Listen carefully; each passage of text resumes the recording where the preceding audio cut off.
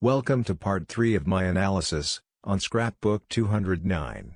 Let's go even more in depth into the meaning of this scrapbook. What, or who, do these dolls represent? The doll has its foot on Forrest's chest. Who is this person? We can see a star on the right shoulder of her arm. The treasure has been found. It was under a canopy of stars, in the lush forested vegetation of the Rocky Mountains. The words lush, forested vegetation, appear in scrapbook 209, also the words, secret, silent, removal, resettled, meaning the chest was removed before October 2019. Who is this red-headed doll? We can see the sole of her shoe on the chest. We know that one of the meanings of chaos is Cynthia Meacham, posing nude in Yellowstone, showing her chest at the Firehole River. The caption below the photo says, full frontal. But what other photo could Forrest be alluding to? A full frontal picture of a chest. Here is the full frontal picture that Forrest is referencing in this scrapbook. More than likely, this photograph was taken between the end of August 2019 and October. Back to the doll.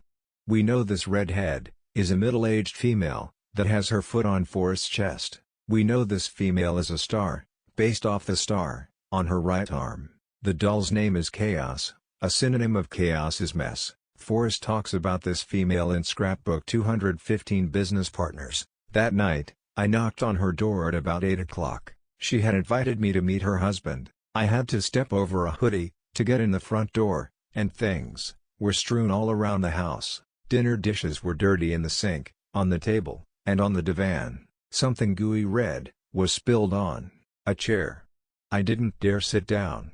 This gal was not going to work in my accounts receivable department. Messy people are usually extroverted, smiley, and meet people easily. That seemed to be Louise's forte, so I hired her to work in sales. It was a good decision, because she kept our staff morale up. We even taught her to wash coffee cups. Did you hear that? We even taught her to wash coffee cups. To wash something is to launder it. Notice the word coffee. The Starbucks coffee cup can be seen next to Jack in the lawyer's office. The star can also be seen on the doll's right arm. The doll has what looks like a book or paper documents in her hand. So what is Forrest saying here? It's simple. Whoever this middle-aged, redhead female is, she helped Forrest launder the treasure chest. She may have even forced, or blackmailed Forrest, into the ending we are now witnessing. Her foot is on Forrest's chest. Okay, change of topic. Let's talk about Barbara's comments this morning. She said that she's reading a book by Douglas Preston, and she noted that Doug used the words in situ and canopy in the book. She went on to explain to her viewers that in situ is a Latin word. No shit, Sherlock. It relates to the area the chest was removed from. Latin came from the area of Rome, Italy. It is a Roman bronze box. Doug Preston was involved in the scripted ending. Shortly after the Medium article was published, Doug Preston mirrored it to his Medium page. He also wrote in the comments section, "Show your support for The Finder and other authors of fiction." On the Forrest Fenn auction site, it says that whenever Doug walks in the room, we begin to sweat. Douglas Preston is more than likely the person that got Daniel Barbarisi and Alfred Knopf publishing deal. Who is it that fronted the money to publish the book Chasing the Thrill? Who connected Daniel Barbarisi and Jack Stoof to Forrest Fenn? It is important to understand the business definition of a finder. In a real estate scenario, the finder would be the medium, aka Doug Preston. A go-between, an intermediary brings the buyer and seller together. This is called the finder. More than likely, what we see on the auction site is the name of the corporation. The name would be Forrest Fenn Treasure Incorporated. We see it on every single post. Jack is the finder and owner of the ForrestFennTreasure.com website. We see it again here.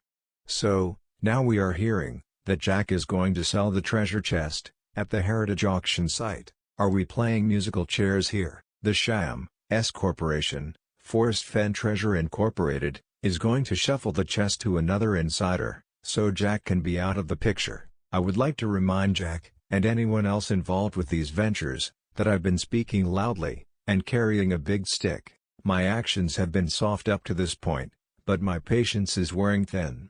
At the end of scrapbook 209, Forrest says this: "Have they been thrown out, and are now suffering, amidst the wreckage of failed marriages? I don't know, But never mind, I like them as they are. I can relate somehow, especially now that I am past middle age, and unwilling to postpone, or subjugate any part of my life. Maybe they have the power to protect me, and that's why I keep them close. I hope so.